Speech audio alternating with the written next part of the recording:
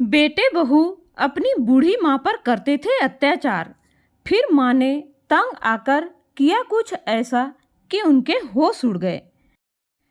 जमुना जी सुबह को अपनी चाय और 2 बिस्कुट का इंतजार कर रही थी। तभी उन्हें कुछ अच्छा पकने की खुशबू ने अपनी ओर आकर्षित किया और उनके मुंह में पानी आने लगा और सोचने लगी, लगता है आज बहू ने देसी घी में मूंग की दाल का हलवा बनाई है। आज क्या कोई मेहमान आने वाला है? अरे नहीं नहीं, हो सकता है बच्चों ने जिद की हो या फिर नमन के लिए बना रही होगी। उसे भी तो मेरी तरह मूंग का हलवा बहुत पसंद है। शायद बहू को याद हो कि मुझे भी मूंग का हलवा बहुत पसंद है। जब उसके लिए बना रही है तो 2 चम्मच तो मुझे भी जरूर देगी। अब जमुना जी में इतनी हिम्मत तो थी नहीं कि वो रसोई में जाकर अपने लिए कुछ बना सके या बहू जो बना रही है उसे देख सके। पति का देहांत क्या हुआ, जमुना जी को तो रसोई से बहू ने बेदखल ही कर दिया। अब तो बहू की कृपा हो या जो मिल जाता है चुपचाप उसमें ही पेट भरना पड़ता। तभी उनकी बहू पायल एक पुराने कप में फीकी चाय और 2 बिस्कुट लाकर उनके सामने रख दिए तो जमुना जी की आंखें हलवे को ढूंढने लगी। उन्होंने डरते डरते बहू से पूछा कि बहू, क्या तुमने मूंग का हलवा बनाया है? पूरे घर में उसकी खुशबू फैल रही है। जरूर नमन ने कहा होगा या फिर बच्चों ने जिद की होगी। तुम्हें तो याद ही होगा, मुझे भी मूंग का हलवा बड़ा पसंद है। अगर थोड़ा सा बचा हो तो 2 चम्मच मुझे भी दे दो। बहुत दिनों से खाने का मन कर रहा है। गुस्से में पायल बोली, लो कर लो बात। यहाँ लोगों को खाने के लिए तो रोटी नहीं मिल रही और इन्हें मूंग के हलवे की पड़ी है। लोग रात में सपने देखते हैं और ये दिन दहाड़े सपने देख रही हैं। यहाँ बैठी बैठी ये सब रसोई की तरफ ही ध्यान लगाए रहती हैं। देखो तो जरा, घर के कामों में हड्डियों में दर्द होने लगता है। कहती हैं मुझे बुढ़ापा आ गया है और इनकी छठी इंद्रियां हलवे की सुगंध तुरंत कैसे पहचान लेती हैं। मैं अपने बच्चों के लिए भी अब इनके रहते कुछ बना भी नहीं सकती। अब इनकी जीभ इतनी लपलपाती है कि मेरे बच्चों को कोई भी चीज़ हजम ही नहीं होती। जमुना जी आंखों में आंसू भरकर बोली, नहीं नहीं बहू, ऐसा मत कहो। मैं अपने पोते पोतियों के खाने पर भला क्यों नज़र लगाऊंगी? वो तो बहुत दिनों से कुछ अच्छा नहीं खाया और हलवे की खुशबू आई तो मन ललचा गया और कोई बात नहीं है। वह बोली, पता नहीं मेरे बच्चों की किस्मत में ही ऐसी दादी लिखी है जो उनके खाने पर ही नज़र रखती है। भगवान को भी मुझसे ही दुश्मनी थी। अरे कम से कम इनके 2 बेटे होते तो मेरी छाती पर मूंग तो न डलती। कुछ रोज कम से कम दूसरे के घर जाती तो मैं भी चैन की सांस ले सकती। इस बुढ़िया को जरा से भी शर्म नहीं है। ये भी नहीं सोचती कि इनका पति यहाँ खजाना गाड़कर नहीं गया जो मैं इन्हें मूंग का हलवा पूरी बनाकर खिलाती रहूं। जली कटी बातें सुनकर पायल वहाँ से चली गई और बहू के मुंह से ऐसी बातें सुनकर जमुना जी पर तो मानो पहाड़ ही टूट पड़ा हो। अपनी किस्मत को कोस रही थी कि बेटा भी कैसा है जो एक बार माँ के दरवाजे पर झांकने तक नहीं आता कि माँ जिंदा भी है या मर गई। शायद बुढ़ापे की यही नियति होती है। तभी तो भूख क्या होती है यह बुढ़ापे में माता पिता को बेटे बहू के राज में पता चलता है। जमुना जी चुपचाप अपनी फीकी चाय और बिस्कुट खाने लगी और उस दिन को याद करने लगी जब बेटा पढ़ाई करने के लिए बाहर जा रहा था।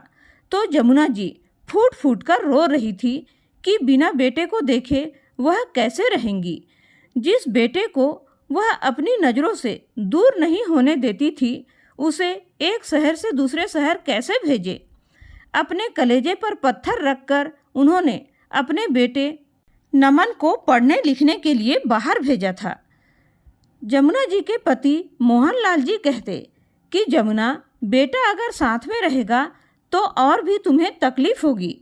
बेहतर है बाहर की जिंदगी को देखेगा, तब उसे माँ बाप की कद्र होगी। और तुम चिंता क्यों करती हो? जब तक मैं हूँ तुम्हारी आंखों में आंसू नहीं आने दूंगा। आगे चलकर नमन लायक हो जाएगा और तुम्हें पलकों पर बैठा कर रखेगा। पर बेटा दूसरे शहर क्या गया, बस जब पैसों की ज़रूरत पड़ती तो फ़ोन करता और कहता, बाबूजी अब आप थोड़ी ज़्यादा मेहनत किया कीजिए। आप जितना पैसा भेजते हैं उतने में दूसरे शहर में रहना बहुत मुश्किल है। यहाँ मेरे दोस्त लोग अच्छे अच्छे कपड़े पहनते हैं, अच्छा अच्छा खाना खाते हैं, और एक मैं हूँ जो गांव के गंवार जैसा रहता हूँ। मोहनलाल जी बोले, बेटा तुम चिंता मत करो, मैं और भी अधिक मेहनत करूँगा, पर तुम्हारी कोई भी ख्वाहिश अधूरी नहीं रहने दूंगा। अरे तुमसे ही तो मेरा जीवन है। भले ही मेरी सेवा मत करना, पर आगे चलकर अपनी माँ का बस पूरा ख्याल रखना। बेटे की खुशी के लिए मोहनलाल जी ने ओवर टाइम करना शुरू किया।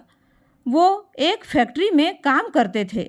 सुबह जाते, शाम को आते और 2 रोटी खाते और फिर रात को ड्यूटी पर चले जाते। नींद और आराम तो मानो मोहनलाल जी से रूठ चुके थे। जमुना जी कई बार कहती, सुनो जी, इतनी भी मेहनत मत करो कि आपकी तबीयत खराब हो जाए। आप अपनी तकलीफ़ मुझे बताते क्यों नहीं हैं? अगर आपको कुछ हो गया तो मेरा क्या होगा? मोहनलाल जी बोलते, तुम मेरी इतनी चिंता मत करो, कल को तुम्हारा बेटा लायक बन जाएगा तो देखना, हम दोनों को एक काम नहीं करने देगा। उसकी पत्नी तुमको माँ की तरह रखेगी, तुम्हारे खाने पीने सम्मान में कोई कमी नहीं आने देगी। एक औरत को जितनी बेटे की चिंता होती है उतनी ही पति की भी चिंता होती है। और जमुना जी की चिंता एक दिन हकीकत में बदल गई, जब एक दिन अचानक काम की अधिकता और आराम न मिलने के कारण मोहनलाल जी को दिल का दौरा पड़ा और उनकी जान चली गई। बेटे की पढ़ाई में कोई कमी न हो, इसलिए जमुना जी ने उसे एक बार में ही पैसा भेज दिया। नमन अपने पिता के क्रियाकर्म में आया और 15 दिन बाद पढ़ाई का बहाना करके वापस लौट गया। इधर जमुना जी उस घर में अकेली हो गई। हर रोज बेटे को आने को कहती या साथ ले जाने को बोलती। 8 महीने बाद अपनी पढ़ाई खत्म करके नमन साथ में बहू को भी ले आया। जमुना जी तो आश्चर्य में ही पड़ गई कि जिस बेटे की खुशी के लिए उन्होंने अपनी हर खुशी कुर्बान कर दी, वही बेटा अपनी इस खुशी में माँ को भी शामिल न कर पाया। पर बेटे की ही खुशी में उन्होंने अपनी खुशी देखी और उन्हें आशीर्वाद दिया। बहू के आते ही जमुना जी की पूरी जिंदगी ही पलट गई। बेटा बेटा न रहा और बहू ने अपने ही घर में पराया कर दिया। सच कहते हैं लोग, औलाद को जब तक ज़रूरत होती है तभी तक माता पिता को पूछता है। जिस दिन वह संपन्न हो गया और उसे ऐसी बहू मिल जाए तो कौन माँ बाप और कौन सास, कोई याद नहीं रहता। पिता के फंड का पैसा मिला तो नमन बोला, माँ आप इन पैसों को नहीं संभाल पाएंगी, मैं इन्हें बैंक में जमा करवा देता हूँ। और अब हम इस शहर में नहीं रहेंगे। इस शहर ने हमसे बहुत कुछ छीन लिया और दिया कुछ नहीं। इस शहर में अब हमारे लिए कुछ नहीं रखा। इतना कहकर बेटे ने माँ से कोरे कागज पर साइन करवाया और घर बेचकर दूसरे शहर में माँ के नाम पर घर ले लिया, ताकि माँ को भी तसल्ली रहे कि बेटा बदला नहीं है। बहू सास को साथ रखना तो नहीं चाहती थी, परंतु मजबूरी थी तो जमुना जी को भी साथ ले आई, यह सोचकर कि बड़े शहर में काम वाली बहुत महंगी मिलती है, सास रहेगी तो आराम रहेगा। जमुना जी को तो बस बेटे का साथ चाहिए था और पायल को फ्री में काम वाली बाई मिल गई थी। वह जमुना जी को घर के सारे काम करवाती और खुद आराम से पड़ी रहती। वह दिन और आज का दिन, जमुना जी की हालत दिन पर दिन खराब होती गई। दूर से कहीं मंदिर की घंटी की आवाज़ आई तो जमुना जी अपनी पुरानी यादों से बाहर आई। रात के खाने का समय हो गया था, हलवा तो बेचारी को मिला नहीं। भूख से मन बेचैन हो रहा था। तभी पायल 2 सूखी रोटी और दाल और बासी चटनी लाकर उनके सामने ऐसे रख दी मानो वह किसी भिखारी को दे रही हो, और वापस चली गई। उस खाने को देखकर जमुना जी की बची खुची भूख भी मर गई।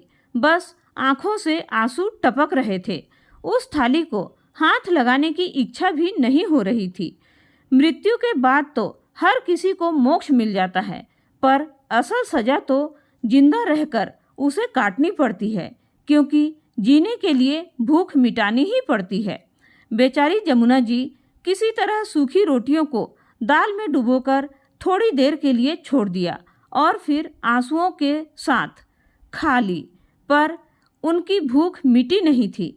रात के 10 बज रहे थे। भूख से करवट बदलती जमुना जी कभी पानी से पेट की आग बुझाती, तो कभी खिड़की खोलकर ताजी हवा को अपने अंदर भरती। आंखों में आंसू भरकर अपने आंचल को मुंह में दबाती, ताकि उनकी सिसकने की आवाज़ कमरे से बाहर न निकले। अपने पति की तस्वीर को हाथ में लेकर कहती, आपको जरा भी दया नहीं आई मुझ पर, जो अकेले छोड़कर चले गए। देख रहे हो ना मेरी हालत। क्या आपके रहते मैं कभी भूखी सोई थी?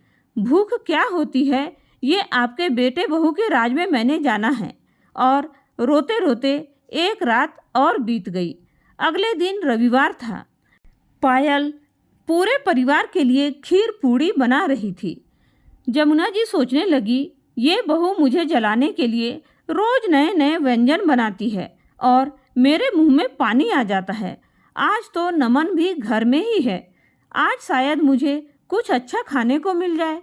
यही सोचकर जमुना जी हॉल में जाकर बैठ गई।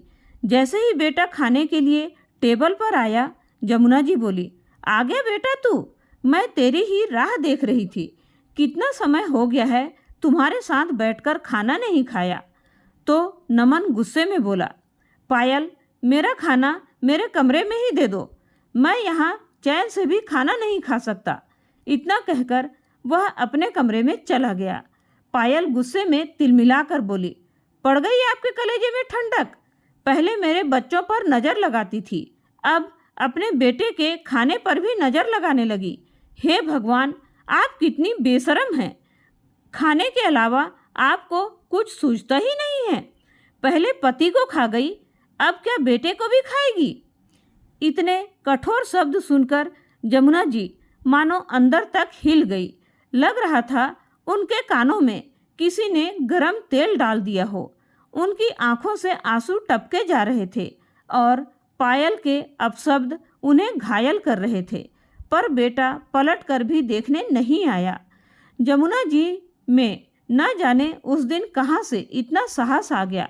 उन्होंने कहा, बस करो बहू, बस बहुत हो गया। अरे 2 रोटी इज्जत की तुम मुझे खिलाती नहीं हो, जितनी बेइज्जती करती हो। पर इसमें तुम्हारा भी क्या दोष है? जब अपनी औलाद ही मुंह फेर ले तो दूसरों से क्या कह सकते हैं। अब मैं इस घर में एक पल भी नहीं रहूंगी। पायल तमक कर बोली, तो किसने रोका है आपको? अरे वो तो हमारी मजबूरी थी जो आपको यहाँ साथ लेकर आए, वरना वहाँ लोग कहते बेटा नालायक है। तुम्हें क्या मालूम कि आपके जैसे लालची माँ जो अपने ही बच्चों के खाने पर नज़र रखती है। जाओ जाओ, कहीं जगह मिले तो मुंह छुपाओ, हमारा भी पिंड छूटे। इतना कहते हुए पायल अपने कमरे में चली गई और दरवाज़ा उनके मुंह पर बंद कर दिया। बेटे बहू ने सोचा भी नहीं होगा कि जमुना जी अपनी बात साबित करके दिखाएंगी। उन्होंने अपनी एक साड़ी में अपने बचे खुचे कपड़े, अपने पति की तस्वीर और कुछ कागज रखकर पोटली बनाई। दोपहर में जब सब सो रहे थे, वह चुपचाप घर से निकल गई। वह लोगों से पूछते पूछते शहर के आखिरी छोर पर एक वृद्धाश्रम था, वहां जा पहुंची और उन्होंने अपनी सारी परेशानी साझा की और अपने बेटे बहू के खिलाफ शिकायत करने की इच्छा जताई। इधर जमुना जी को न पाकर पायल बहुत खुश हुई और बेटा बोला, देखना 2-4 दिन में धक्के खाकर फिर वापस लौट आएंगी। पायल बोली, उन्हें मैं घर के अंदर आने ही नहीं दूंगी, तब आएंगी ना। और वो दोनों उन्हें ढूंढने भी नहीं गए। समय बीता, जमुना जी, जो पाक कला में बहुत ही निपुण थी, अब वह उस आश्रम में रसोई का काम संभालने लगी। आश्रम के मैनेजर ने उन्हें एक संस्था वालों से मिलवाया। वे पुलिस में जाकर उन्होंने अपनी शिकायत दर्ज करवाई। करीब 2 सप्ताह बाद बेटे बहू के पास पुलिस पहुंची और घर के कागजात देखने के लिए मांगे तो सारी बात आईने की तरह साफ हो गई। बेटा बहू ने जमुना जी से माफ़ी मांगने की गुहार लगाने लगे, परंतु जमुना जी ने उनसे मिलने से साफ इनकार कर दिया। उन्होंने अपना निर्णय बना लिया कि अब वह आश्रम में ही रहेंगी और उस घर को किराए पर लगा देंगी। जो भी किराए का पैसा आएगा उससे वह अपना बचा हुआ जीवन काटेंगी। जब आश्रम की महिलाओं ने उनसे इस कठोर निर्णय का कारण पूछा तब उन्होंने कहा, कोई भी माँ कठोर तब बनती है जब औलाद उन्हें मजबूर कर दे। जिन बच्चों को हम अपनी आंखों से ओझल तक नहीं होने देते, उन्हीं की आंखों के हम कंकड़ बन जाते हैं, तब उनसे दूरी बनाना ही बेहतर है। जमुना जी को आज भी अफसोस होता है कि उन्होंने मोहनलाल जी को अपने बेटे के लिए खून पसीना एक नहीं करने दिया होता तो शायद वह उनके साथ आज वक्त बिता रही होती। जाने वाला तो चला गया, पर जो बचा है उसे तो जीवन का यह युद्ध लड़ना ही होगा। जमुना जी के बेटे बहू दर दर की ठोकरें खाने के बाद कई बार जमुना जी से मिलने की कोशिश करते, पर हर बार जमुना जी अपने बेटे बहू से मिलने से साफ इनकार कर देती। उधर घमंड में चूर नमन की नौकरी भी छूट गई थी, क्योंकि उसे नशे की लत लग गई थी। इसलिए पायल को मजबूर होकर दूसरी जगह नौकरी करनी पड़ी। तब उसे अपनी सासू माँ की बहुत याद आती कि काश उसने उन्हें घर से न जाने दिया होता तो आज उनका घर भी होता और उसके बच्चों की देखभाल के लिए उसकी सास भी होती। दोनों पति पत्नी अपनी जिंदगी से बहुत परेशान रहने लगे थे। वहीं जमुना जी अपने हम उम्र लोगों के साथ रहकर एक दूसरे के सुख दुख की बातें साझा करके अपने मन को शांत करके सुखपूर्वक जीवन व्यतीत कर रहे थे। तो दोस्तों, कभी भी अपने माता पिता का अपमान नहीं करना चाहिए। बच्चों को जब तक ज़रूरत होती है तब तक तो वे माँ बाप को बराबर मान सम्मान देते हैं, उनकी इज्जत करते हैं, लेकिन जैसे ही अच्छा कमाने लग जाते हैं तब सोचते हैं कि जो कुछ भी किया है मैंने ही किया है। यह नहीं सोचते कि आपको उस काबिल बनाने वाले भी वही माँ बाप हैं जिन्होंने कितनी कुर्बानियाँ दिए हैं। इसलिए अपने माँ बाप की कुर्बानियों को ध्यान में रखते हुए उनका जीवन भर सेवा करना चाहिए। इस कहानी में जमुना जी ने शिकायत दर्ज कराकर सही किया या गलत, अपने अनमोल विचार कमेंट करके जरूर बताएं। और कहानी पसंद आई हो तो लाइक और शेयर जरूर कीजिएगा दोस्तों। कहानी को अंत तक सुनने के लिए आपका बहुत बहुत धन्यवाद।